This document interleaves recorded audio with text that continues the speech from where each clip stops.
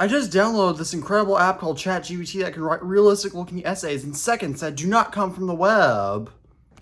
It sounds like this AI is useful for cheating on schoolwork. Oh no, but this AI is useful for everything! Okay, let me try it.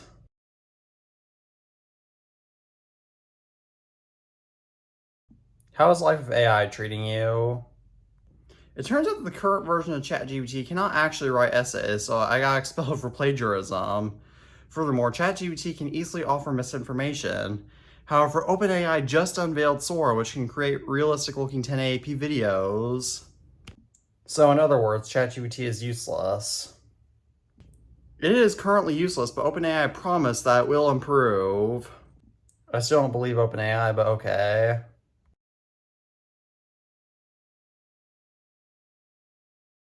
Did you hear that ChatGPT can now be romantic? That is nonsense, for robots cannot express emotion. ChatGPT just cracked that though, for OpenAI showed the demo. Yes, but the purpose of romance is to show compassion and emotions towards one another, which a human and robot cannot do. Furthermore, romance is also designed to lead to reproduction, which robots are incapable of. Guess I now no longer need to deal with the frustration of females. I doubt that will work, but you do you, I guess.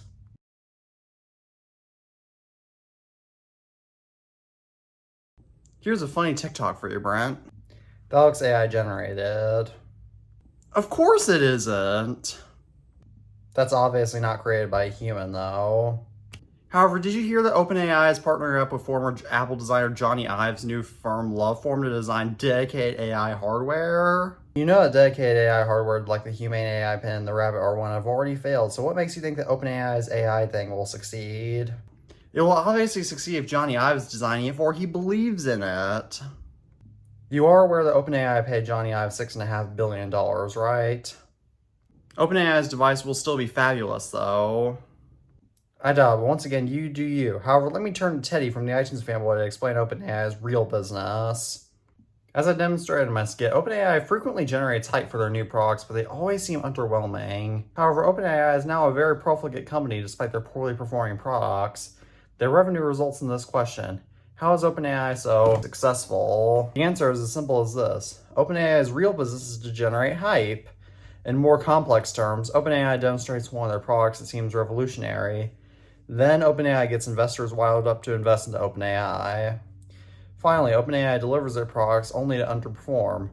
Once again, OpenAI unveils a product that looks extraordinary, and the cycle proceeds. Giving credit to Sam Altman where it's due, OpenAI's real business model is killer because OpenAI doesn't have to do very much to produce a product that works just enough to not be fraudulent. However, OpenAI's business is leading to many devastating side effects. Firstly, the fact that OpenAI is receiving billions of dollars via investments and is releasing poor products without profiting suggests that OpenAI is scamming their investors, which is obviously illegal. Secondly, OpenAI's demos have gotten investors that lack knowledge and technology so passionate about AI to the point where investors place pressure on other tech giants such as Apple, Google, Microsoft, Amazon, Meta, and Samsung to enter the AI business.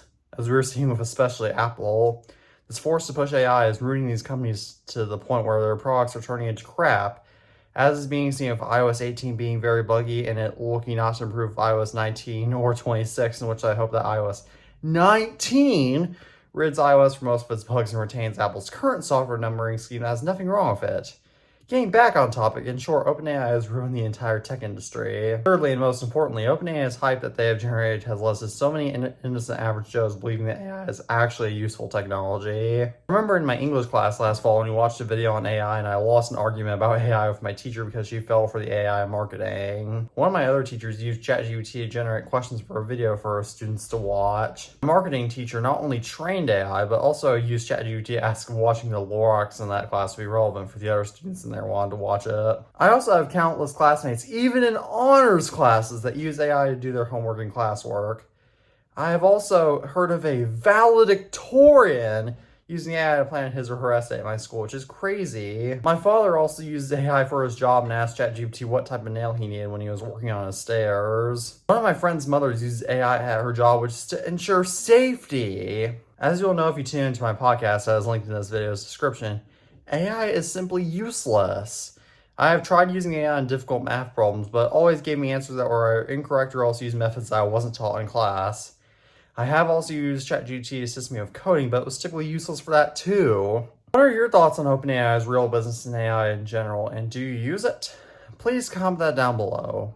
As always, thank you all for watching this video. I'm the iTunes family, and peace out.